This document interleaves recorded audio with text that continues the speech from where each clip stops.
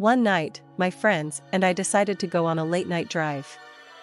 We were excited about our spontaneous adventure. John, Sarah, and Mark all squeezed into the car with me, and off we went into the dark night. The only light we had was from our car's headlights. They made strange shadows on the road as we drove. We had heard about a creepy old road far away from the city, a road people said was haunted. We were curious and wanted to see it for ourselves. As we drove deeper into the countryside, the forest on both sides of the road got thicker. It felt cold, and we all started to feel uneasy. The forest was full of nighttime sounds, like rustling leaves, owls hooting far away, and crickets chirping. But something was off. The wind made the trees sound like they were whispering, and it was eerie, like ghostly voices. I looked at the GPS in the car, but it showed nothing. It was just a blank screen. We had no choice but to follow the winding road. Sarah, who was brave, laughed to try to make us feel better. Mark was looking at the rearview mirror and suddenly said, "Did anyone else see that?" We all turned to him, and he looked scared. "See what?" John asked. Mark's face turned pale. There was someone back there, by the road. It looked like a woman in a white dress. Sarah and I exchanged worried glances. But I thought maybe Mark was imagining things. "There's no one there, Mark. You're just seeing things." But as I said that, I saw something in front of us. It was a woman in a white dress. I hit the brakes hard, and the car screeched to a stop. We stared in shock as the woman, without a doubt, stood in the middle of the road, with her back to us. Her long black hair flowed down her back. "What's she doing out here in the middle of the night?" Sarah whispered, her voice shaky.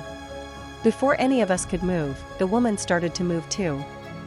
She glided towards us strangely, like she was being pulled by invisible strings.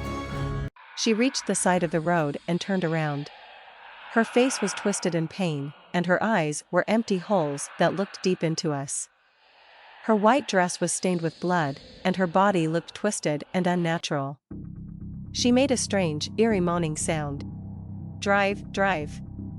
Mark screamed, and I hit the gas pedal as hard as I could.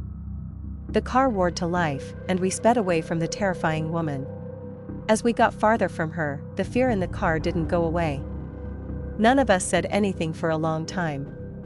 Finally, John broke the silence. "What was that?" "I don't know," I said, gripping the steering wheel tightly.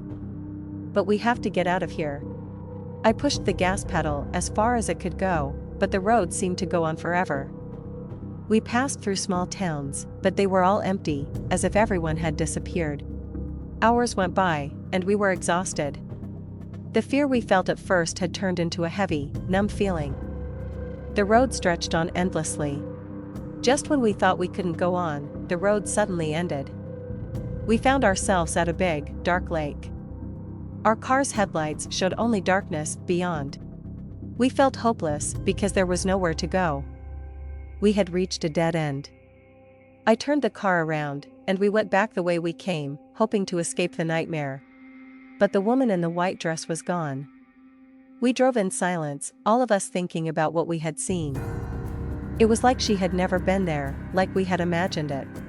Finally, we made it back to familiar roads, but we could never forget that night. We never found out who the woman was or why she had appeared to us.